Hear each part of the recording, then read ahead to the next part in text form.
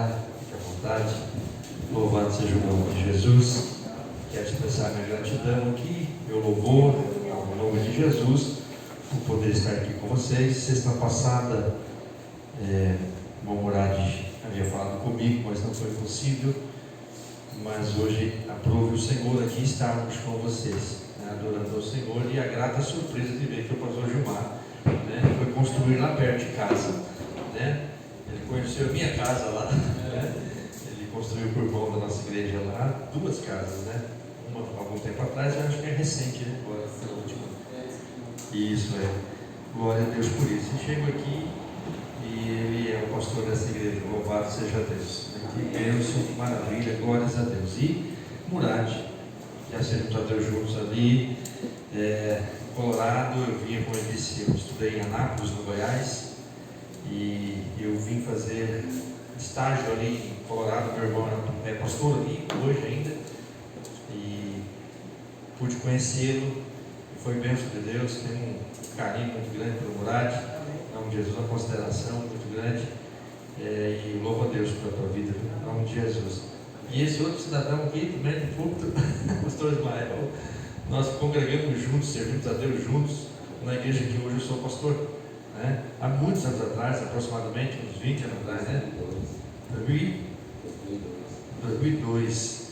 Não, 2000, até 2012. Isso então desde essa época nós nos conhecemos, irmão Ismael, pastor Ismael, e é uma alegria poder vê-lo aqui adorando, servindo ao Senhor. Toda a família dele a gente conhece, também tem um carinho enorme. Irmãos, e com muita responsabilidade quero aqui compartilhar com vocês Mateus capítulo número 7. Está aí a minha esposa, que vocês já viram, se apresentou, cantou, e estamos ali servindo a Deus na igreja presbiteriana renovada aqui de Vilhena, na rua de baixo, aqui lá na frente, igreja branca e vermelha. Nós estamos ali, vai fazer agora, no final do ano, 10 anos que eu pastorei aquela igreja, mas eu nasci no Evangelho ali aos 14 anos. O Senhor me chamou, me converti ali aos 14 anos, e liderei jovens ali. Dali eu fui para o seminário, saí do seminário, pastoreei em Mato Grosso por 2 anos, Mirassol do Oeste, onde conheci minha esposa, e depois viemos para Cacoal, fiquei 5 anos em Cacoal, e agora estou aqui completando 10 anos pastoreando a igreja presbiteriana renovada e pregando a palavra, e pela misericórdia do Senhor estamos em pé. A gente está aqui por causa da graça, única e exclusivamente por causa da graça e da misericórdia de Deus. Não existe homem e mulher bom o suficiente. Quem é suficiente e bom é só Jesus. Amém. Capítulo 7 de Mateus, você pode ficar sentado, só preste bastante atenção na leitura. Eu quero ler a partir do verso 21. Mateus capítulo 7, verso 21. Nem todos os que me chamam Senhor, Senhor entrarão no reino dos céus, mas aqueles que de fato fazem a vontade do meu Pai que está no céu. No dia do juízo, muitos me dirão: Senhor, Senhor, não profetizamos em teu nome? Não expulsamos demônios em teu nome? E não realizamos muitos milagres em teu nome? Eu, porém, responderei: nunca os conheci, afastem-se de mim, vós que desobedecem a lei.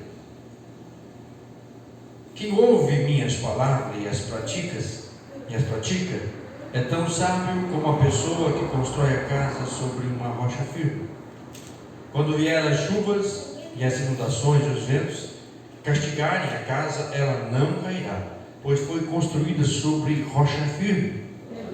Mas quem ouve meu ensino e não o pratica é tão tolo como a pessoa que constrói sua casa sobre a areia. Quando vierem as chuvas e as inundações e os ventos castigarem a casa, ela cairá com grande estrondo. Em outra tradução de Bíblia vai dizer: grande é a sua queda. Fique à vontade, o pastor Gilmar já orou. Já vamos pensar, meditar e refletir nesse texto bíblico aqui. Louvado seja o nome do Senhor. Irmãos, quando eu leio esse texto, eu lembro de algo que aconteceu já uns 3 ou 4 anos atrás, que eu assisti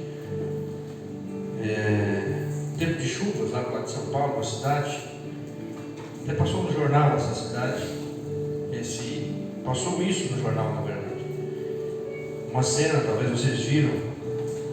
Casas que foram construídas perto de um rio. E na cheia, nas chuvas, aquele rio transbordou a cidade, estava se inundando, como as tristes histórias aí do Rio Grande do Sul. Mas nesse tempo, uns 3 anos atrás, 4, se não me falha a memória, aconteceu isso. E eles gravaram o resgate de uma mulher. Essa mulher estava numa casa, a água passava com muita força, já tinha tirado um pouco da casa dela, e havia um prédio do lado. Está lembrado dessa? Passou na televisão. Ela estava com um cachorrinho no colo e os vizinhos tentavam resgatá-la. E foi um minuto deles resgatá-la e a água levou toda aquela casa. Ela morava naquela casa e a água levou tudo. O prédio do lado ficou lá intacto. A água não levou. Olhando para esse texto, eu vejo Jesus trabalhando isso aqui, fazendo a gente pensar acerca disso, fazendo a gente pensar acerca de construção. E eu não sabia que eu era pastor Gilmar, que era pastor da igreja aqui, não, tá? Mas foi essa palavra que o Senhor ministrou no meu coração, e olhando para esse texto, lembrando dessa história, e aí olhando aqui para o Evangelho de Mateus, Jesus ele vai aqui falar do maior sermão que ele deixou aqui no capítulo 6, capítulo 5 até o capítulo 7, onde trata como os cristãos ou os seus seguidores devem viver. Quando você estuda o capítulo 5 ao capítulo 7 de Mateus, que é o sermão da montanha, o sermão do monte, é Jesus ensinando aqueles que estavam ali seguindo a ele, e ele dizendo como alguém que diz ser seu seguidor deve proceder.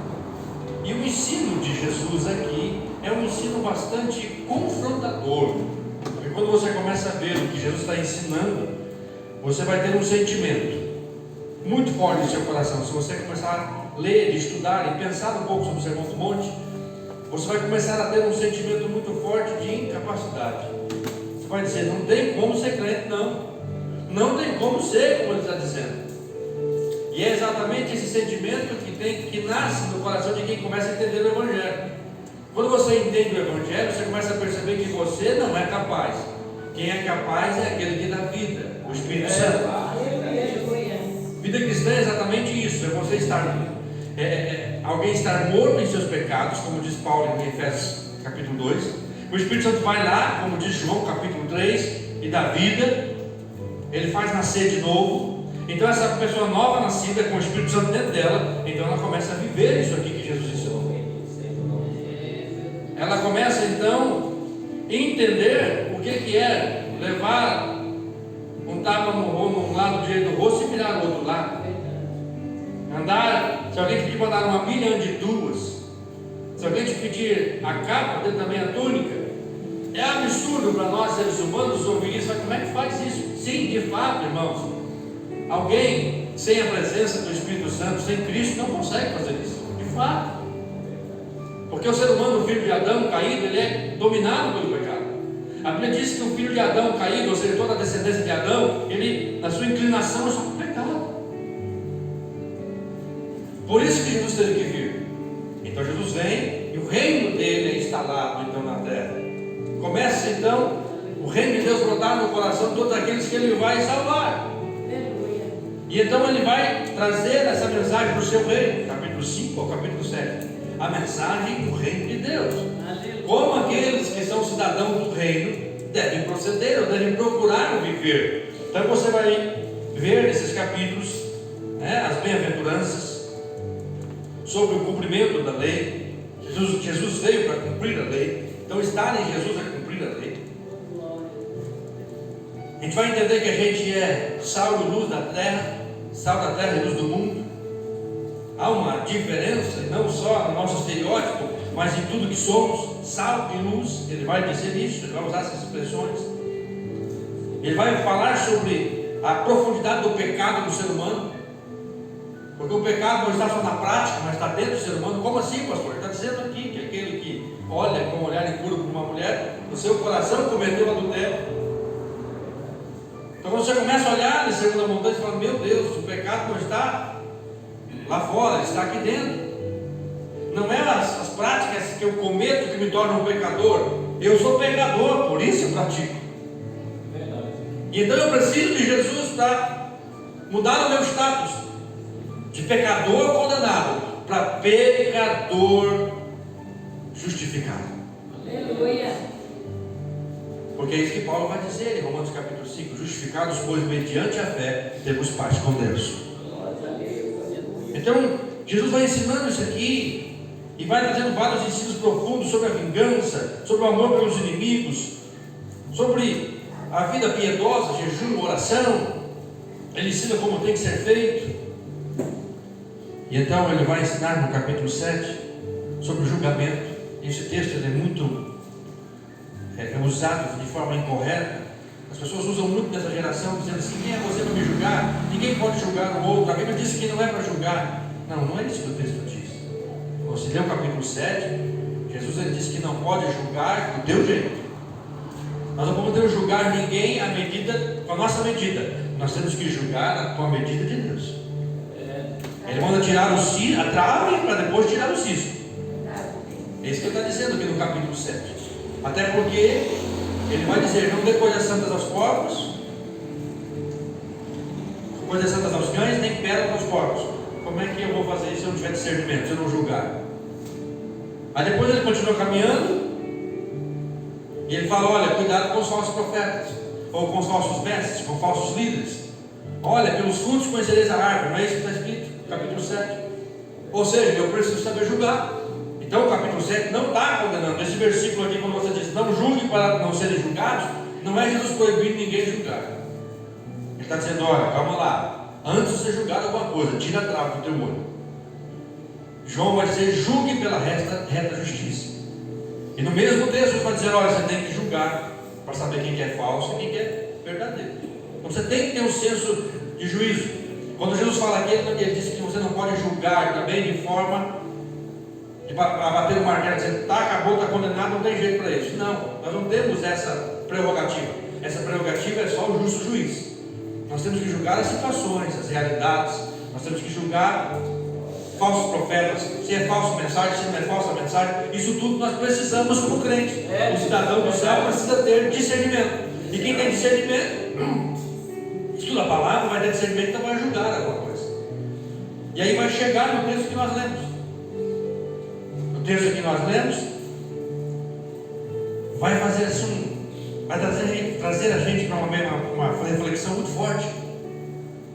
Esse texto para mim aqui é muito impactante. Ele diz: olha, nem todos que me chamam Senhor, Senhor entrarão no reino dos céus. E o Senhor começa a declarar isso aqui aos seus discípulos.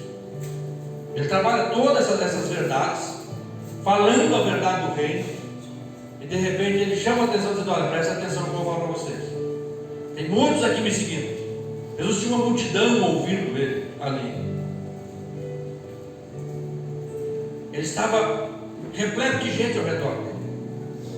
E ele não dá uma palavra muito forte para aqueles ouvintes. Ele está dizendo: olha, muitos vão falar no meu nome. E ele vai profundo aqui. Ele diz: olha, vou profetizar, vou expulsar demônios, vou fazer maravilhas. Mas Jesus deixou uma sentença clara aqui: nem todos que me diz Senhor, Senhor entrarão no reino dos céus. Jesus ele começa, ele está dando continuidade ao seu sermão, e ele está se preparando para concluir o sermão, porque o verso que nós lemos foi a conclusão do sermão dele, o sermão do monte. Depois de ensinar a doutrina do reino, de como se deve proceder, de como deve viver, de como devemos crer, ele está dizendo: só que não se engane. Isso não é algo superficial, isso não pode ser produzido pelo homem. O homem não tem capacidade de produzir isso, porque o que o homem produz só sai da boca. É superficial o que o homem produz. O que Deus produz é mais profundo. Agora, o que me chama a atenção, me assusta nesse texto que você leu comigo, é que uma pessoa que diz servir a Deus, que às vezes pode se dizer ser abençoada, que às vezes nós, não, a pessoa é abençoada, ela hoje, a pessoa demônio, essa pessoa profetizou, essa pessoa orou e Deus curou. Às vezes nós nos impressionamos, isso não impressiona Deus. Porque Jesus vai dizer para muitos desse tipo de gente, muita gente assim, preste atenção nisso. Aqui o texto está dizendo que haverá um dia do juízo. Mateus capítulo 26 vai falar sobre isso. O grande trono do Senhor. Nesse grande dia muitos vão ouvir isso aqui, ó. E dos muitos que vão ouvir isso, esse tipo de gente que fez um monte de coisa, até sobrenatural. É o texto que está dizendo. Você vai dizer aqui, ó. Verso 21, nem todos me chamam Senhor, Senhor, entrarão no reino dos céus, mas aqueles que fazem a vontade do meu Pai. No dia do juízo, muitos me dirão, Senhor, Senhor, não profetizamos em teu nome, não expulsamos demônio em teu nome, não realizamos milagres em teu nome? Eu, porém, vos responderei, afastai-vos de mim, vós que praticais a iniquidade. Aqui você levanta uma questão na reflexão. Não é os dons e talentos de uma pessoa cristã que de fato dizem que ela nasceu de novo. Deus, fala, Jesus. Preste atenção que eu vou repetir. Não são os dons e talentos de uma pessoa, de um crente que se diz crente, que define que ele ou ela é homem de Deus ou mulher de Deus. Porque muitas pessoas que aos teus olhos é homem ou mulher de Deus, naquele dia vão ouvir do Senhor, afaste de mim porque você pratica a iniquidade. Aleluia. Eu conheço muita gente, irmão, muito pastor, muito profeta por aí, que é uma negação na vida. Não existe vida nessa pessoa, não existe prática de nada. Mas ele ora e as pessoas são curadas. Ele profetiza algumas coisas e acerta, mas é uma pessoa que não tem compromisso nenhum com Deus. Então preste atenção no que o texto está dizendo, e depois os versos da construção vai selar isso. Jesus está dizendo, olha, aqueles que me dizem Senhor, Senhor, ou seja, pessoas que não, o Senhor é bom, Deus é bom, aquela coisa, fala bastante. Olha, o diferencial é daqueles que obedecem os meus mandamentos. Olha o que ele diz. Não é aquele que diz Senhor, Senhor que vai entrar no reino do céu, mas apenas aqueles que de fato fazem a vontade do meu Pai que está no céu. Preste atenção, reflete nisso. Tenho certeza que o Espírito Santo quer te trazer discernimento nessa noite. O Espírito Santo quer fazer você e eu refletirmos, porque a maior verdade está na nossa mão. Não sei se você percebeu, mas quem está falando isso aqui, que eu só estou parafraseando para vocês, foi o próprio Jesus. Aleluia, Deus. Eu não estou criando nenhuma mensagem, eu estou só dizendo para vocês, o texto aqui. A Bíblia é a verdade, e essa verdade permanece, e é com essa palavra que Deus tem compromisso. Há uma frase por aí que não é bem verdade, que alguns pregadores usam por aí, pastor Gilmar, que Deus tem compromisso com a palavra do pregador. Deus tem compromisso com essa palavra. O pregador que fala pelo cotovelo, ele falou pelo cotovelo, ele vai ter que prestar conta naquele dia. Subir em um púlpito como esse é algo seríssimo. Tem uma frase, pastor Gilmar, que eu gosto muito, de um pregador do século passado. Ele dizia o seguinte: o púlpito é o trono de onde Deus governa a igreja. Porque todo pregador que sobe aqui, ele tem que ter a preocupação de transmitir a palavra de Deus somente. Porque eu acho, o que eu penso, você pode até rejeitar, mas a palavra do Senhor, ela não volta vazia. É verdade. Ela vai fazer o que lhe apraz, ou ela vai ser cheia de vida para alguns ou cheia de morte para outros. Como assim, pastor? 2 Coríntios capítulo 2 vai estar escrito isso. O Evangelho é isso. O Evangelho, ele traz salvação ou declara condenação para aqueles que rejeitam. E aí, voltando para aqui, para aquilo que a gente está refletindo, que é muito sério. Eu tenho falado muito isso na igreja, ensinado muito, porque nós pentecostais valorizamos muitas pessoas pelos dons que elas têm e não pelo fruto que ela produz. E espiritualidade, verdade, novo nascimento se expressa pelo fruto que a pessoa produz. Porque só quem nasceu do Espírito pode produzir fruto do Espírito. bondade, benignidade, mansidão, domínio próprio, amor, alegria, paz. É o Espírito Santo quem faz isso na nossa vida quando a gente nasce de novo. Às vezes você conhece uma pessoa que era totalmente perturbada. Jesus entrou na vida dela e mudou de fato a postura dela. A maneira dela viver, dela fazer as coisas é totalmente diferente. Por causa do Espírito Santo, ela vai produzir os frutos. Agora, se você tem certeza que você conhece pessoas que eles cantam muito bonito, ou profetizam, até hora deu escura, talvez até viu pessoas expulsar demônio, mas aquela pessoa envergonha o Evangelho. Justamente o que diz o texto. Então não se impressione, porque Deus não se impressiona com isso. A palavra dele vai ser muito dura. E aí justamente isso que Jesus está falando nos próximos versos, completando o que ele está dizendo aqui. Ele está falando de um dia de juízo, ele está falando de pessoas, ele está falando dos falsos mestres. Ele volta aqui e diz: olha, tem falsos mestres, tem falsos crentes, que parecem mesmo que são, mas não são. E como é que Deus mostra quem é? Como é que aí o Evangelho vai mostrar para a gente quem é? Ele já disse nos versos anteriores: ó, pelo fruto conhecereis. Vocês lembram que Jesus falava muito por parábola? Jesus falava de forma muito simples, para que a gente entendesse, para que depois não faça muito complicado, porque ele falou. Não, ele falou de forma simples. Aí de repente Jesus vai contar numa parábola ou uma metáfora para explicar o que ele estava falando nos versos anteriores, ou em todo o sermão dele, para concluir. E ele diz: olha, quem ouve as minhas palavras e as pratica é tão sábio como o construtor que constrói a casa sobre a rocha. Aquele que ouve e não pratica, constrói na areia. Depois vem a temporal, vem a chuva, vem o vento e dá contra essas casas. Agora, pensa comigo sobre essa palavra, por favor. O texto está vindo falando para nós sobre isso. Capítulo 7. O Senhor trabalhando sobre você julgar as coisas, as realidades. O que é santo, o que é profano, o que é pérola, o que não é pérola, o que é falso profeta, o que não é, o que é falso crente, o que não é. Está dizendo tudo aqui. E como Jesus está dizendo que Deus será duro com todos aqueles que são falsos.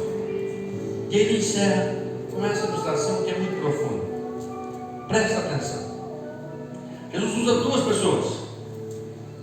Nessa ilustração são dois tipos de construtores. São duas construções. Dois resultados. Como é comum nas Escrituras: dois caminhos, céu ou inferno, vida ou morte. Aí ele faz você e eu pensarmos. E eu vou começar na ilustração primeiro com o exemplo negativo. E isso me faz pensar demais, na verdade. Porque sabe o que acontece aqui? Jesus fala aqui um camarada. Aqui. Ele vai usar a ilustração, depois a gente aplica para nós. Ele constrói uma casa. Ele faz uma casa, pastor Gilmar, em cima da areia. Aí depois vai vir a chuva, vai vir a água, o rio vai transbordar. E vai acontecer algo com aquela casa. Mas preste atenção comigo. E reflita, coloque no teu coração. Jesus quer dizer o seguinte: que mesmo aquele que ouve, mas não pratica, também constrói. Porque às vezes nós entramos em crise, Ismael. Puxa vida, fulano não é fiel. Ele só vai na igreja de vez em quando. A ciclana lá quase, não tem nem como esconder. Olha que tribulação, que trem. Não é crente, serve a Deus. Olha lá, está abençoada, aumentou o salário. Olha lá, construiu uma casa, comprou um carro novo. Já dizia o Senhor para Azar, isso. Olha, os pés dele se escorregam para o dia do juízo. Azar ficou em crise por causa da prosperidade do ímpio. E o Senhor disse: não, eles vão fazer, eles conseguem fazer isso. Irmãos, quem ouve a palavra de Deus, mas não quer saber de obedecer, não quer viver para Deus, até experimenta as coisas de Deus, vai construir, vai ficar rico, vai construir família, vai casar, vai ter filho, vai fazer um monte de coisa. Tem muita gente aí que não dá a mínima para Deus. Tem muita gente que diz que Deus não existe. talvez em 5 vidas, se eu tivesse, se fosse possível, eu não conseguiria arrumar o dinheiro que esse cara tem. E ele blasfema de Deus, mas ele está lá. Ele tem os melhores carros, tem o melhor carro, ele tem tudo. Tem um monte de gente em volta dele ou dela, que seja. Mas Deus quer dizer justamente isso. É fácil às vezes olhar para o ímpio isso, mas às vezes você olha para algumas pessoas que se dizem crente e não são. Homens maus que se dizem pastores, porém não são. Então cheios de bens, cheios de igreja lotada. Mas Deus quer deixar claro para você: ei, presta atenção com o perigo de você ouvir e ignorar, ou seja, não pratico, não faço do jeito que Deus mandou, mas eu vou poder prosperar. Preste atenção nessa reflexão. Você pode prosperar, você pode ir adiante em muita coisa da sua vida sem Deus. Tá? Ter riqueza, ter bens, ter posição, não quer dizer que Deus está aprovando. Quer dizer que Deus está tendo misericórdia. Isso a gente chama de graça comum. Deus dispensa a graça sobre todo mundo. Você não quer ouvir, eu não quero ouvir, você vai construir. Quantos jovens, na minha época, que o Ismael conheceu, que ouviram mesmo que eu ouvi, eu não sou melhor do que eles, mas alguns deles decidiram fazer do jeito deles. Alguns morreram, outros estão presos, outros até se casaram, arrumaram vida financeira boa e pagaram preços terríveis porque quiseram fazer do jeito deles. Preste atenção nessa coisa. Jesus está querendo dizer o seguinte: não basta só ouvir e dizer que ouviu, dizer que conhece Deus, não basta, porque essas pessoas ouvirão o juízo de Deus. Não basta ter uma vida superficial diante de Deus. Meu Deus. É isso que Jesus está querendo dizer: olha, meus seguidores não vivem superficialmente. E aí ele deixa claro, fala: quem vive superficialmente, dizendo que é meu seguidor, só ouve e não pratica, você vai construir. Mas Deus tem uma palavra, assim como ele falou nos versos anteriores, que vai haver um dia do juízo.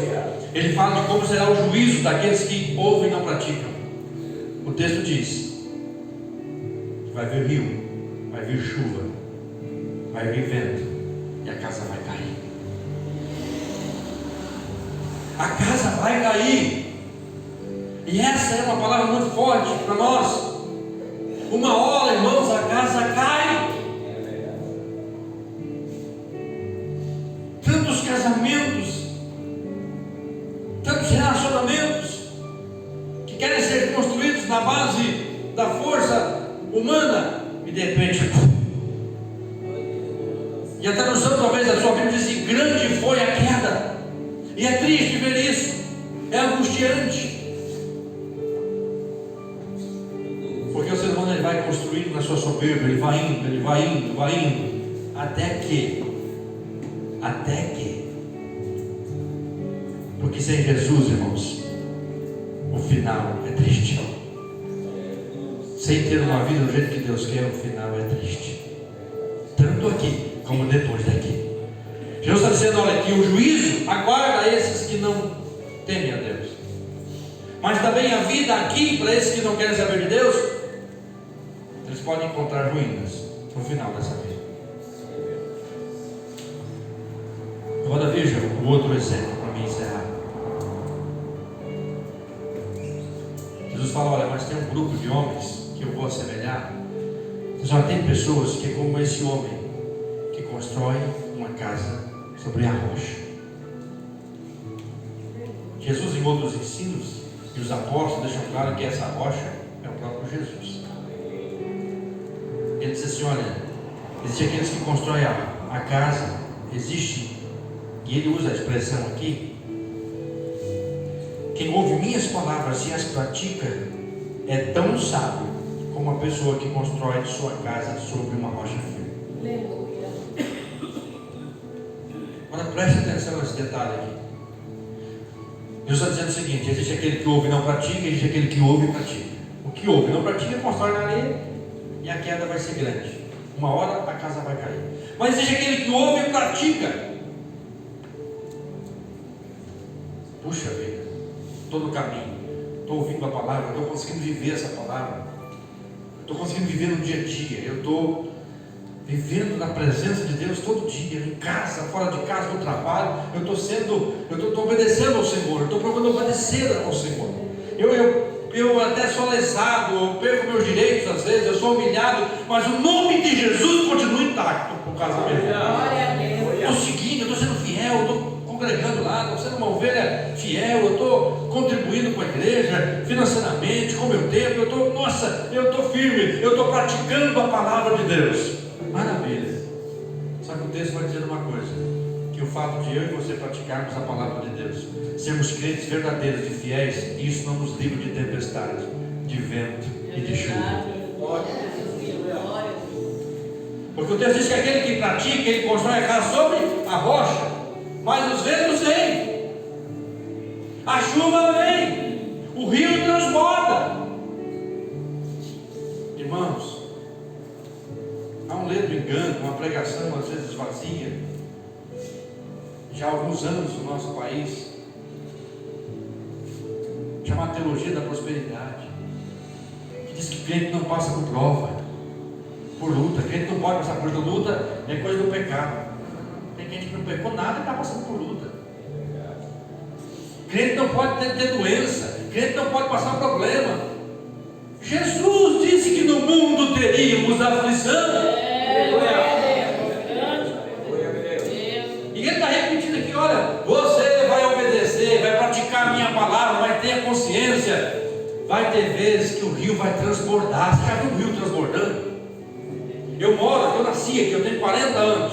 Fiquei um tempo fora, mas eu moro na chácara, eu tenho que atravessar o rio Pirissá para vir para cá. Na minha adolescência, para atravessar aquele rio, quando ele transbordava, às vezes nós não conseguíamos transbordar. Ele atravessava por cima da ponte, e quando ele transbordava, ele trazia pauleira, um monte de coisa junto. E se tiver alguma casa perto, leva também. E na vida tem rios que transbordam, rios de problema, rio de conta, rio de pressão, transborda. Tem época na vida que é assim.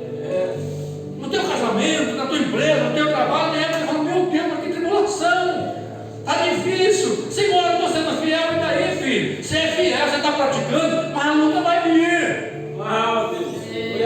A chuva está batendo no meu telhado, está passando pela goteira. Meu Deus do céu, que chuva é essa? De repente o vento vem, dá aquela soprada. Meu Deus, que tribulação, que dificuldade. A enfermidade é um vento na tua casa. Mas entenda uma coisa: o que a palavra está ensinando: aquele que ouve e pratica, constrói sobre a rocha. O vento sopra, o rio transborda, a chuva cai, mas a casa fica firme para a glória de Deus.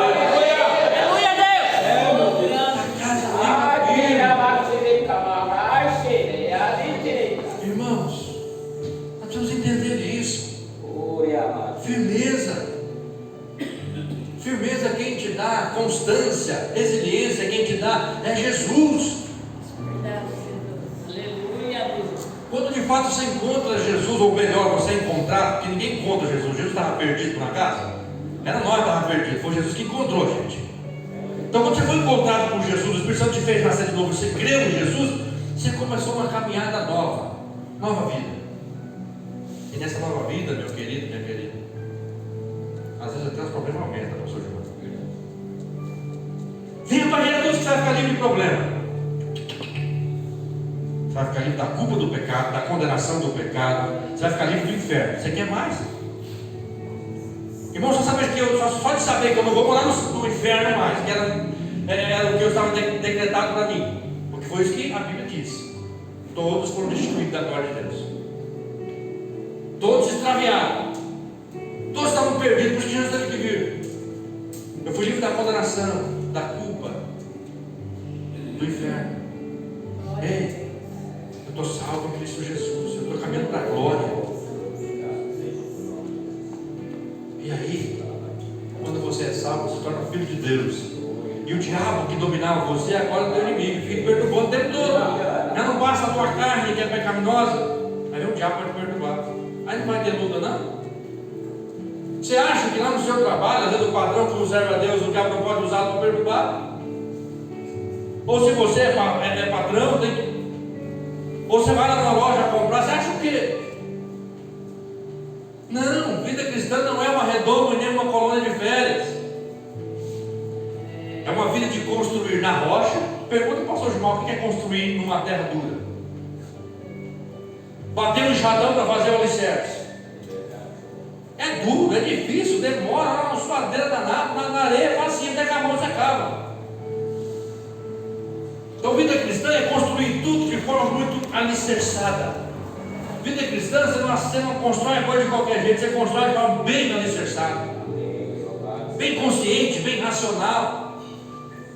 Vida cristã é assim. E quando está bem construído, bem firme, vai sobrar, irmãos, vai chover, o rio vai transbordar. Mas descansa, porque você está em Jesus. Eu sei que muitos de vocês, eu aqui, poderia contar um monte de vendaval que eu já passei. Eu não me lembro direito o dia que Deus usou as camadas para dar R$10. Eu tenho certeza que fez uma diferença enorme. Porque na época de seminarista, onde eu estudava, eu fiquei 4 anos estudando. Era a igreja que ajudava eu para eu estudar. Não tinha salário, não tinha nada.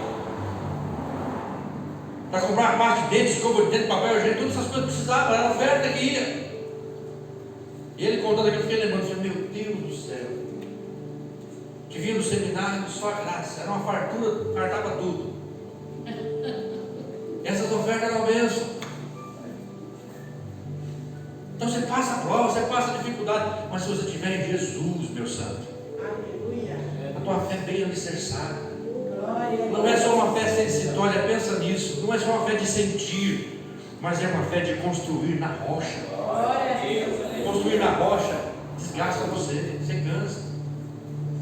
Gasta seu tempo lendo Bíblia, estudando Bíblia, orando, vindo para a escola dominical, aprendendo, lendo, vendo, ouvindo bons pregadores. Você vai alicerçando a tua fé, porque daí você vai dar os passos bem certinho. Você vai dar passos seguros. E de repente as provas começam a vir, você está de firme, ela vai passar e você vai continuar. Vem a prova, você continua, até que Jesus toque a trombeta no chão para glória. Em nome de Jesus, entenda que existe o falso e o verdadeiro. E o verdadeiro se conhece pelo fruto. Jesus está dizendo, olha aqui, aquele que constrói na rocha, aquele que ouve e pratica. É prática, é vida. Frutos de arrependimento. Uma vida que mostra que foi arrependida, que a pessoa se arrependeu da vida que levava. Eu vou encerrar com isso, irmãos. Quantas pessoas estão dizendo ser cristãs e continuam com a mesma vida que viviam? Nós vemos um país em que as pessoas dizem, eu sou crente, sou cristã, mas continuam com a mesma vida, submissão ao pecado que viviam. Eu até recebi milagre. E aí? Tem que praticar. Se de fato a palavra de Deus entrou no teu coração, ela vai surtir o efeito de prática. Você vai praticar. Para aqueles que só ouvem e não desceu o coração, eles não vão praticar. Vamos ver a vida deles. Que não seja você, mas que você ouça, pratique, viva aquilo que Deus preparou para você. Porque o melhor, como alguns dizem, o melhor Deus ele está por vir, não. O melhor Deus já veio. Jesus Cristo de Nazaré. E Ele já prometeu que vai nos levar para um lugar especial, no céu. Jesus já veio, salvou você e eu dos nossos pecados. Creia nele, viva para Ele, viva debaixo da orientação dele, das palavras, do ensino dele.